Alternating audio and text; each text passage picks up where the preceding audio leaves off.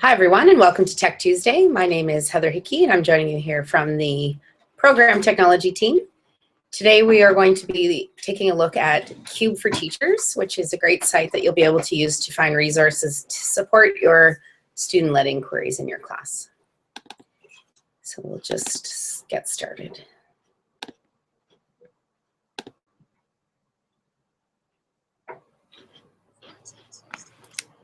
We're going to be discussing how we can support the inquiry approach, both within the learning experience and for the teachers. We're going to be looking at how we can find information and strategies as well as tools in order to promote curiosity and engage students in asking questions, thinking critically, and solving problems. If you'd like to collaborate with us during this time, please do so on Twitter or Yammer using the hashtag DP Chats, as well as the document link that was provided for you. When we think of today's learners and we think of what we want to instill in them, we want to be able to give them an experience that will help them succeed in both the present and the future. So reflective learning is a way of allowing students to step back from their learning experience to help them develop critical thinking skills and improve on future performance by analyzing their own experience. So when we think about the Catholic graduate expectations, we hope through the inquiry process that students are becoming reflective and creative thinkers. They're able to solve problems and make responsible decisions. And through this leads them to learning how to be self-directed and responsible. And when they do this, they start to learn how to look for resources on their own, how to find the solutions, which way to go, which strategies to take. However, this responsibility is not only on the part of the students, but in the inquiry process, the teachers are also reflecting and being responsible and self-directed to move through the inquiry with the students. They are facilitating, they are the coach on the side, and they are modeling these skills as well. But how do we provide our students with resources and opportunities to move from the passive recipients to knowledge builders and actively participating in their own learning?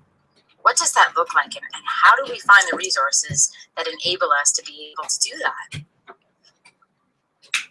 When we think about the inquiry approach, the first thing we have to do is think about what it is we want to do before we start figuring out where to go with the resources. So the inquiry approach, the center of the learning experience, is essentially the questions, ideas, and observations. So how do we as teachers find a creative approach to combine our best practices, so such as our explicit instruction, our small group, our guided learning? What does that look like? Really, in the end, it's about rethinking our space, our time, our tools, and what impacts the learning. So one of the main questions we do get is, how could I teach inquiry with so many curriculum expectations? And one of our main answers is always focusing on the big ideas. Look at the bigger umbrella.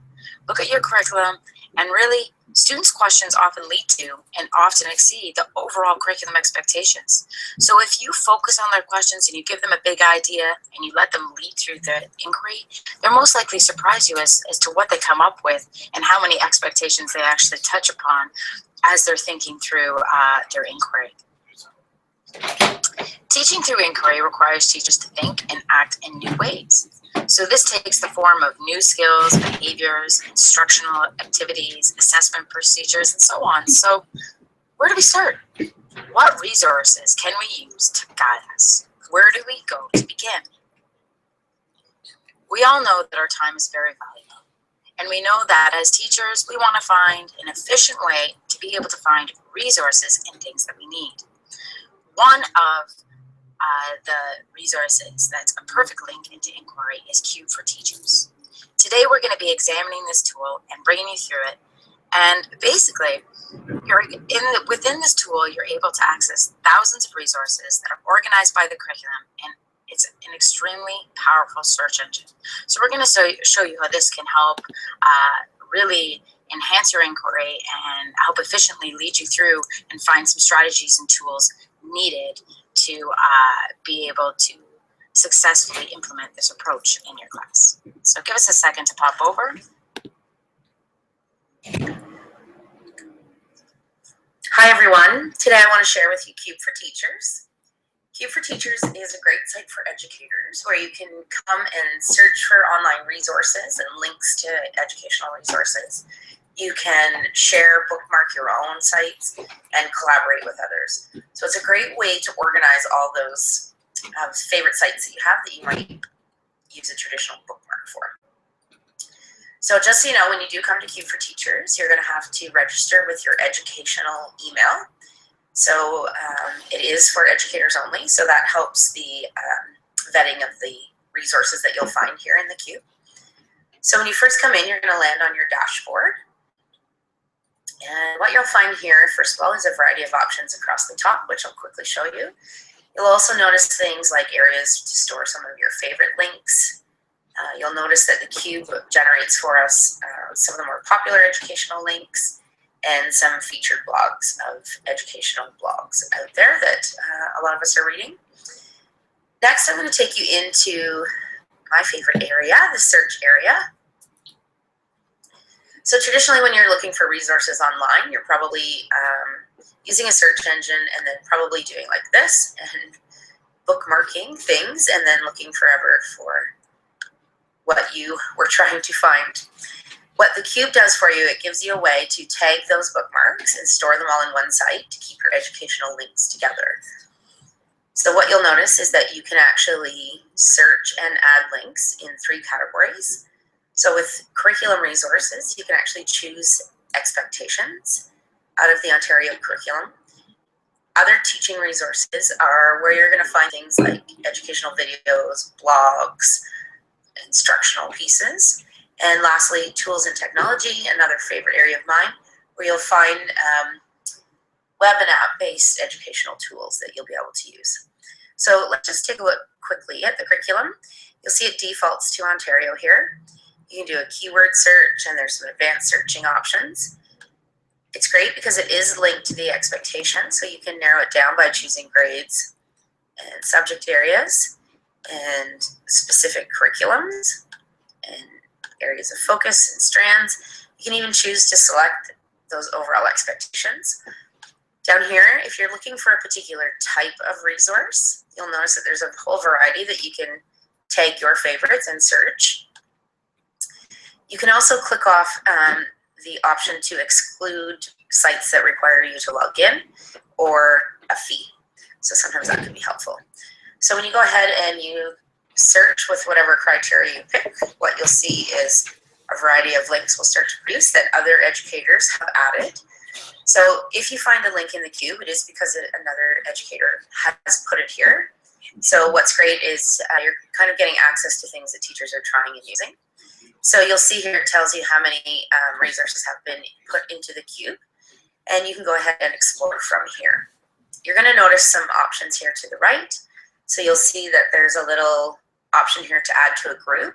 So one of the collaboration features inside the Cube allows you to make groups and share with specific educators. So I'll show you how you can set that up later. You can add it to your favorites list, and there is a report button. So if you ever come across a link that maybe isn't working correctly, you can always report that and I'll maintain that. Next here is the add the link. So traditionally, if you had a site, you would probably, again, probably add it as a bookmark and have to organize it that way. So I just want to share with you, if you have a particular site, what you can do is copy that link, and you're going to choose which category that resource would attach to. If you ever need a reminder, go ahead over here to the golden rules. That'll help you out.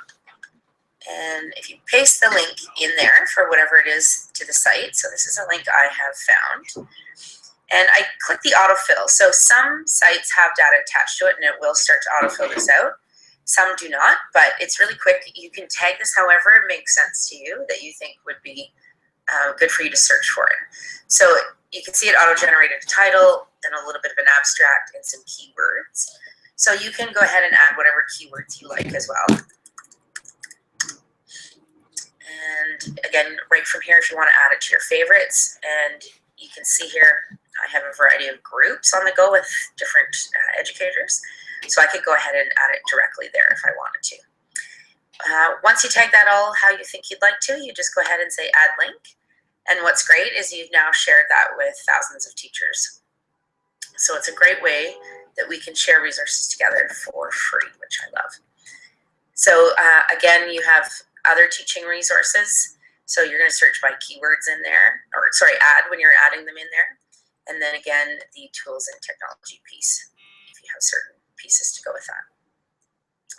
So next along the toolbar here, you'll see the group feature. So if you would like to create a group, you can go ahead and fill this out. You'll notice I have some groups here. Some of them I've created and others are groups that other teachers have added me and invited me into.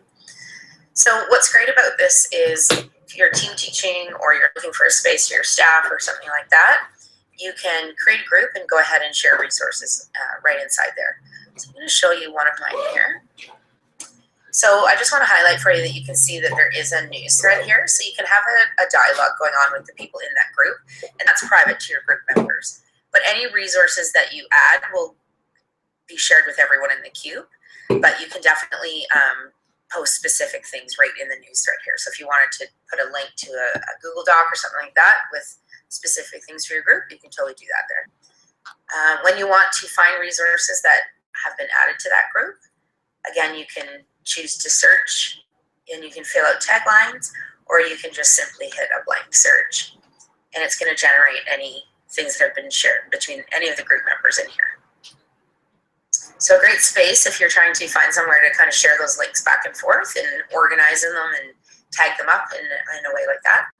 And lastly, just quickly, I'll show you up at the top here, you do have a profile page. So very much like other social media sites, you can put profile pictures and you can add whatever information you like here. And it does keep a list of some of the things I recently just added to the Cube. So Cube for Teachers, great site, free for educators, and a great place to collaborate. Thanks for sharing and looking forward to seeing you in the Cube. So thanks for joining us today, taking a look at Cube for Teachers. Again, the biggest resource bank in Ontario for you and a great place for you to share online resources or any of your own resources that you may have created through a link in a Google Doc or a OneDrive link or anything like that. So thanks again and have a great day.